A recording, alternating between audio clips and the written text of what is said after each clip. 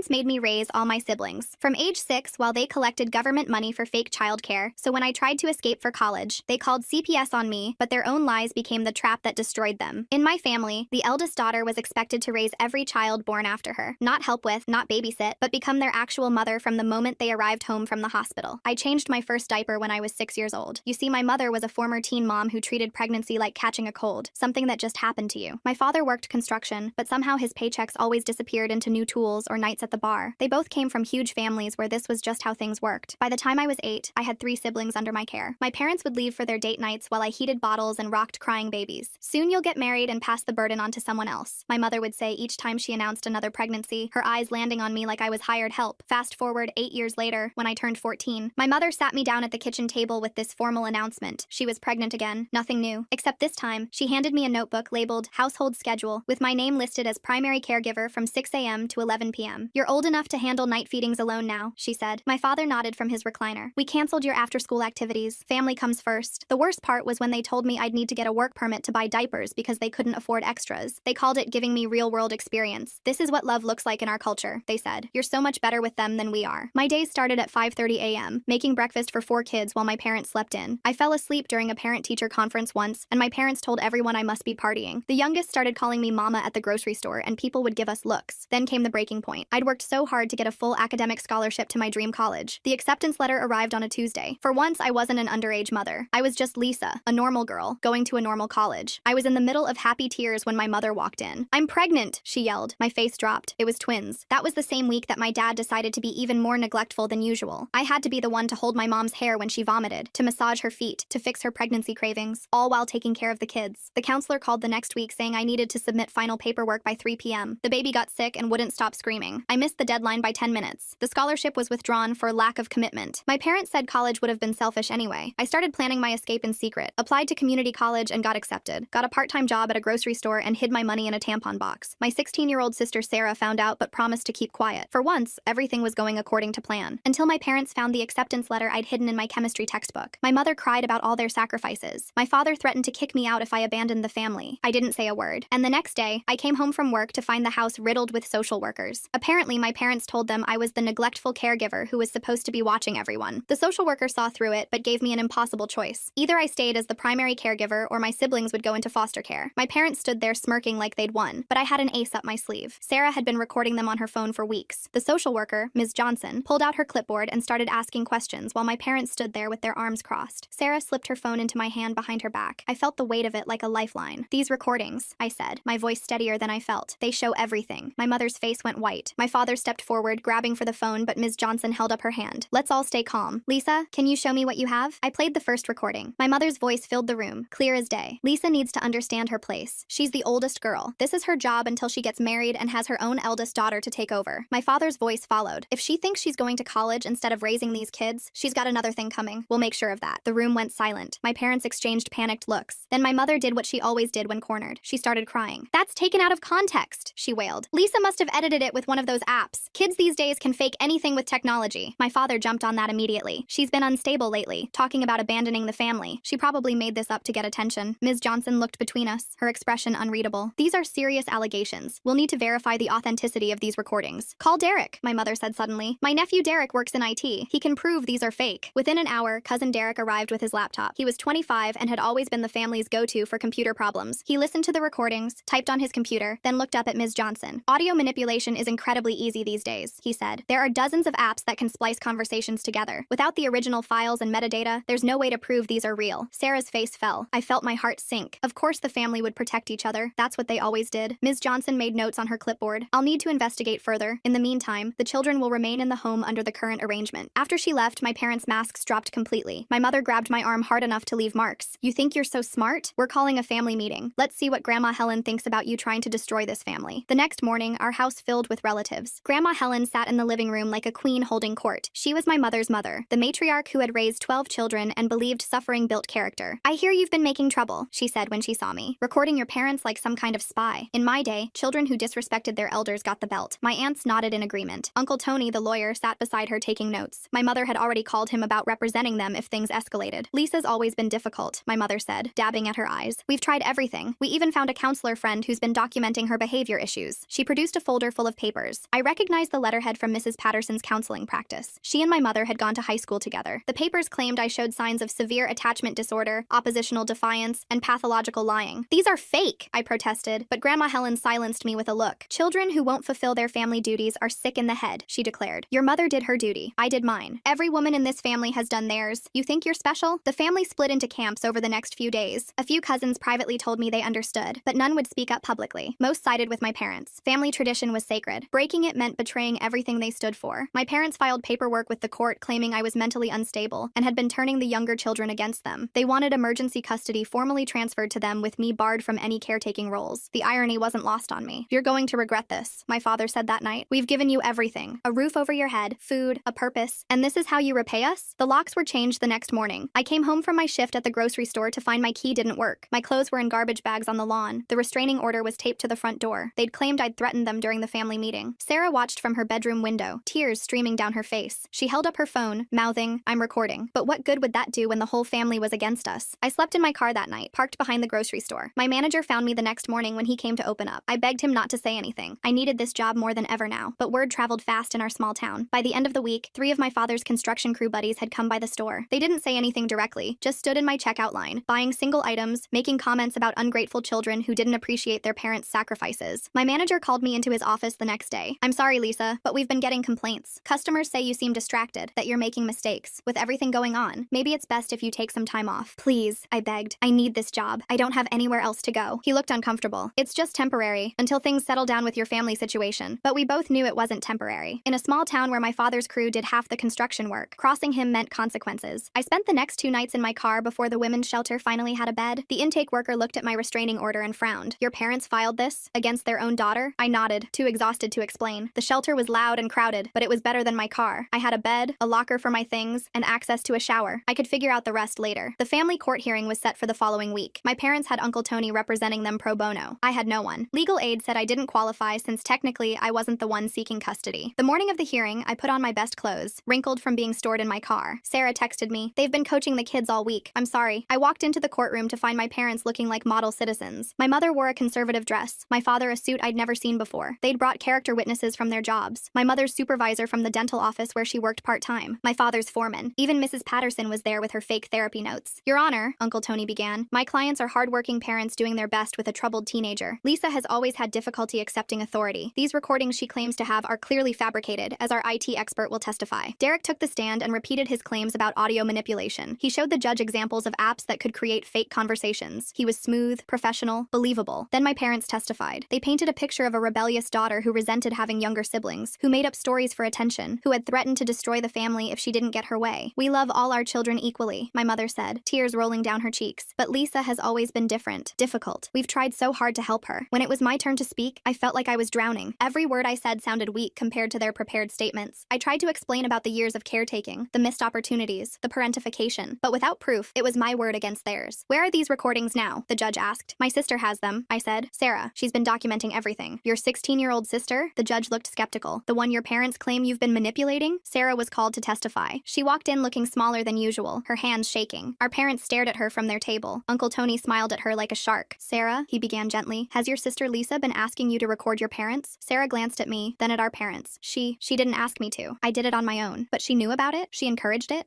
Sarah's voice cracked. I just wanted to help. Of course you did. You love your sister. But sometimes people we love can lead us astray. Has Lisa been telling you stories about your parents? Making you see things differently? I watched Sarah crumble under the questioning. Our parents had gotten to her, threatened her, made her doubt herself. By the time Uncle Tony was done, it looked like I'd masterminded some elaborate scheme to turn my siblings against their loving parents. The judge looked troubled but seemed to be buying it. I felt the walls closing in. Everything I'd worked for, everything I'd sacrificed, was being twisted into evidence against me. That's when Ms. Johnson stood up. Your Honor, I'd like to present some additional findings from my investigation. She pulled out a thick manila folder and approached the bench. My parents shifted uncomfortably in their seats. Uncle Tony's confident smile faltered slightly. During my investigation, I discovered some concerning financial discrepancies, Ms. Johnson said, her voice calm but firm. Mrs. Martinez has been collecting government assistance for childcare services for the past 8 years. My mother's face went pale. My father gripped the edge of the table. The applications state that she requires childcare assistance due to her work schedule at the dental office. However, my investigation revealed that Lisa has been the primary caregiver during all the hours covered by this assistance. Uncle Tony jumped to his feet. Your Honor, this is clearly a misunderstanding. My client may have made some clerical errors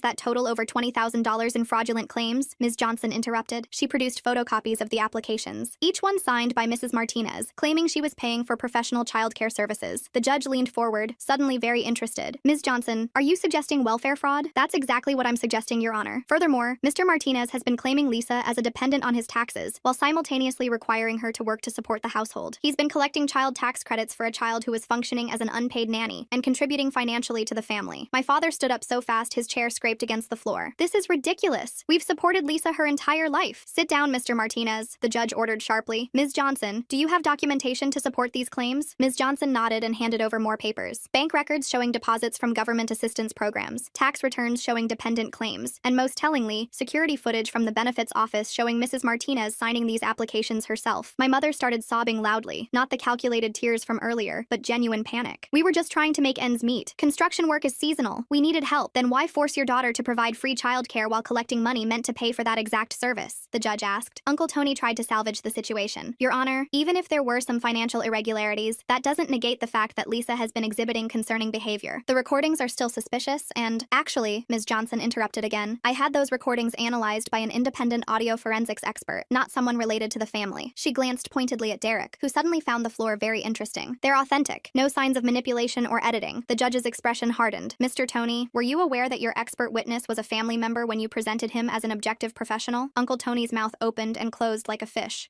He has legitimate IT credentials. That's not what I asked. Were you aware he was related to your clients? Yes, Your Honor. And you didn't think that was relevant information to disclose? The courtroom fell silent. I could hear my heart pounding in my chest. Sarah had started crying quietly in her seat in the gallery. The judge turned back to Ms. Johnson. What else did your investigation uncover? A pattern of parentification dating back to when Lisa was 6 years old. Multiple witnesses from the children's schools have confirmed that Lisa was often the one attending parent-teacher conferences, signing permission slips with her parents' consent, and handling medical appointments for the younger children. She pulled out more documents. I also discovered that Lisa's college scholarship was withdrawn due to missed deadlines that occurred while she was caring for a sick infant. The same infant her parents claimed they were paying professional childcare to watch. The judge reviewed the papers, his frown deepening with each page. Mr. and Mrs. Martinez, I'm going to ask you directly. Have you been collecting government assistance for childcare while forcing your eldest daughter to provide that care for free? My mother looked at my father. My father looked at Uncle Tony. Uncle Tony looked defeated. Your Honor, my mother finally said, her voice small. We were just doing what our parents did. This is how families work. The oldest daughter helps with the babies. It's tradition. Tradition doesn't override the law, Mrs. Martinez, nor does it excuse welfare fraud. The judge turned to me. Lisa, do you have anything you'd like to add? I stood on shaky legs. I just wanted to go to college. I worked so hard for that scholarship. I love my siblings, but I wanted a chance at my own life. When I tried to leave, they called social services and claimed I was neglectful. They changed the locks. They got a restraining order based on lies. I've been sleeping in my car and then at a shelter because my own parents made me homeless for wanting an education. She's being dramatic, my father started, but the judge cut him off with a sharp gesture. Mr. Martinez, I've heard enough. Ms. Johnson, what are your recommendations? Given the evidence of financial fraud and the systematic parentification of Lisa, I recommend a full investigation by the Department of Social Services. I also recommend that the restraining order against Lisa be immediately vacated as it appears to have been obtained under false pretenses. The judge nodded. I'm inclined to agree. I'm also ordering a forensic accounting review of the Martinez family finances. Mr. and Mrs. Martinez, you should be aware that welfare fraud is a criminal offense that can result in prosecution. My parents went white. Uncle Tony started gathering his papers, clearly wanting to distance himself from the situation. Furthermore, the judge continued, I'm ordering temporary custody of the minor children to remain with the parents under strict supervision from social services. Lisa, you are not to be required to provide any childcare. Any violation of this order will result in immediate removal of the children. But who will watch them? My mother cried. We can't afford. Perhaps you should have thought of that before committing fraud with the money meant to pay for childcare, the judge said coldly. Court is adjourned. Mr. and Mrs. Martinez, do not leave the state. You'll be notified of the criminal investigation proceedings. The gavel came down with a finality that echoed through the courtroom. My parents sat frozen, the reality of their situation finally sinking in. They'd tried to trap me, but had trapped themselves instead. Outside the courthouse, Ms. Johnson pulled me aside. Lisa, I know this is overwhelming, but you should know that the forensic accountant will likely find more than just the childcare fraud. If your father has been claiming you as a dependent while you were working, that's tax fraud too. I nodded numbly. What happens now? Now you focus on rebuilding your life. The restraining order will be vacated within 24 hours. You can return home to get your belongings. I'll arrange for a police escort if you'd prefer. I don't want to go back there, I said quickly. Not to live. I just want my things. That's understandable. Do you have somewhere to stay? The shelter has space for another week. After that, I shrugged. Without my job, I had no idea what I'd do. Ms. Johnson handed me a business card. This is a transitional housing program for young adults escaping family abuse. Tell them I sent you. They can help with housing and job placement. I took the card with trembling hands. Thank you for everything. If you hadn't investigated, you can thank your sister, she said. Sarah didn't just have recordings. She had a diary going back 2 years documenting everything. Times, dates, specific incidents. That's what prompted me to dig deeper into the finances finances. My heart swelled with gratitude for Sarah. She'd been braver than any of us realized. As I walked away from the courthouse, my phone buzzed with text after text. Family members who'd been at the hearing were already spreading the news. Some were angry, calling me a traitor. Others were shocked about the fraud. Grandma Helen sent a particularly nasty message about ungrateful children who didn't understand sacrifice. I deleted them all without reading past the first few words. Their opinions didn't matter anymore. The next few days passed in a blur. True to Ms. Johnson's word, the restraining order was vacated. I went back to the house with a police escort to get my belongings. My parents weren't there, but Sarah was. She flew into my arms the moment she saw me. I'm so sorry. They made me say those things. They said if I didn't cooperate, they'd send the little ones away. It's okay, I said, holding her tight. You were so brave. Ms. Johnson told me about your diary. I started it when you got your scholarship, she admitted. I knew they'd try to stop you. I wanted to make sure there was proof of what they put you through. We packed my things quickly. My acceptance letter to community college was still in my chemistry book. My hidden money was still in the tampon box, untouched. Small miracles. What's going to happen to us? Sarah asked as we loaded boxes into the police officer's car. I don't know, I said honestly. But whatever happens, I'll make sure you and the kids are okay. I promise. She nodded, trying to be brave. Maybe now Mom and Dad will actually have to take care of their own children. The thought was almost laughable. They'd never had to before. But with social services watching and criminal charges looming, they wouldn't have a choice. I moved into the transitional housing program the next week. It was a small apartment shared with 2 other young women escaping family situations. We each had our own bedroom and shared the common areas. It was clean, safe, and most importantly, mine. The program also helped me find a new job at a different grocery store across town, far from my father's construction connections. The manager there was understanding about my situation and flexible with scheduling around my community college classes. Yes, I'd decided to still go. The acceptance was still valid, and with financial aid and my new job, I could make it work. It wouldn't be the university scholarship I'd dreamed of, but it was still a step forward. 2 weeks after the hearing, the other shoe dropped. My parents were formally charged with welfare fraud and tax evasion. The forensic accountant had found exactly what Ms. Johnson predicted: years of false claims totaling over $30,000. Uncle Tony refused to represent them, citing conflict of interest. They had to use a public defender. The irony wasn't lost on me. They'd claimed I didn't qualify for legal aid, but now they needed it themselves. Sarah kept me updated through carefully worded texts. Our parents were panicking. They'd been ordered to pay back all the fraudulent claims plus penalties. The house might have to be sold. My father's construction boss had cut his hours after hearing about the charges. My mother had been suspended from the dental office pending the outcome of the criminal case. For the first time in their lives, they were having to actually parent. No eldest daughter to dump the work on. No government money to collect while someone else did the job. Sarah said the house was chaos. The younger kids didn't understand why I wasn't there to make breakfast or help with homework. My parents were overwhelmed within days. Mom actually had to change a diaper yesterday, Sarah texted me one evening. She acted like it was the end of the world. I should have felt vindicated, but mostly I just felt sad. Sad for my siblings who were confused and scared. Sad that it had come to this. Even a little sad for my parents, who were so trapped in their own upbringing they couldn't see how wrong it was. The family reaction was swift and brutal. Grandma Helen called an emergency family meeting that I obviously wasn't invited to. Sarah reported back that it was a disaster. Half the family thought my parents were victims of an ungrateful daughter. The other half were quietly admitting they'd seen the signs but hadn't wanted to get involved. Cousin Maria stood up and said she went through the same thing, Sarah told me during one of our phone calls. She said Grandma Helen made her raise her 5 younger siblings too. Then Aunt Rosa said it happened to her. Suddenly everyone was arguing about whether it was tradition or abuse. The family was fracturing along generational lines. The older generation insisted it was just how things were done. The younger generation was starting to question why it was always the eldest daughters who sacrificed everything. 3 months into the criminal proceedings, my parents did something desperate. They fled. I was in my evening statistics class when my phone started buzzing. I ignored it until I saw it was Ms. Johnson calling. I stepped out into the hallway to answer. Lisa, your parents missed their court date this morning. They've also pulled the younger children out of school. We believe they're attempting to leave the state. My blood ran cold. What about Sarah? She's the one who alerted us. She's safe at school right now. She said your parents packed up the van last night and told the kids they were going on a surprise vacation. I sank onto a bench in the hallway. They were really going to run. Take the kids and disappear, rather than face the consequences of their actions. What can I do? I asked. Stay where you are. Don't try to intervene. We've notified state police and issued an Amber Alert for the children. Sarah said she overheard them talking about going to stay with relatives in Texas. Of course. My father had cousins there who probably had no idea about the charges. They could disappear into another big family where eldest daughters raising siblings was just normal life. I went back to class but couldn't concentrate. My professor noticed my distress and quietly told me I could leave if I needed to. I gathered my things and drove back to my apartment, my hands shaking the entire way. The next few hours were the longest of my life. I sat by my phone, waiting for updates. My roommates made me tea and sat with me, sharing their own stories of family dysfunction. It helped, knowing I wasn't alone. Finally, around midnight, Ms. Johnson called. We found them. State police stopped them at a gas station about 2 hours from the Texas border. Everyone is safe. I sobbed with relief. What happens now? Your parents are being arrested for custodial interference and violating their bond conditions. The children are being placed in emergency foster care until we can determine the best placement. What about Sarah? She's 18 in 2 months. We're looking into emergency emancipation so she can maintain some independence. Lisa, I need to ask, would you consider taking temporary guardianship of your siblings? The question I'd been dreading and expecting in equal measure. I don't know if I can. I'm barely barely managing to support myself. I understand. It's not a decision you need to make tonight, but think about it. Foster care isn't ideal, and you're the only family member who's shown genuine concern for their well-being. After we hung up, I sat in the dark living room thinking. I'd fought so hard to escape the role of surrogate mother. The thought of voluntarily taking it on again made me feel sick, but the thought of my siblings scattered across foster homes made me feel worse. I called Sarah. She answered on the first ring, sounding exhausted. Hey,